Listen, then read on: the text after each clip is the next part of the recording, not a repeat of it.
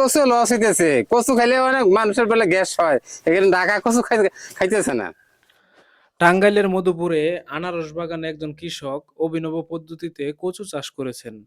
দেখুন তার দৃশ্য কিভাবে সে কচু চাষ করলেন। কচুর বাজার এবার কম, গুল কচুটা নেয় কিছু বালাই মোটামুটি 900 টাকা 800 টাকা বেতন যায়, আর লম্বাটা তো 500 থেকে 600, বিছুন কিনা হয়েছে 3000 টাকা মন। কচু লস, এই কেলের ভিতর দিয়ে কচু চাষ করা যায়, আনারসের ক্ষতি হয় না, আর কচু বালা হয়, আনারস বালা হয়, খারাপ হয় না। এই লম্বা কচুটা এটা খাইতে খুব সুস্বাদ, ওরা এটা খুব সুস্বাদ। এটার দাম আগে বেশি ছিল, আর গুলডারির দাম বেশি, এটার দাম কম। এই কেলের ভিতর দিয়ে কচু চাষ করা যায়, আনারসের ক্ষতি হয় না, আর কচু বালা হয়, আনারস বালা হয়, খারাপ হয় না।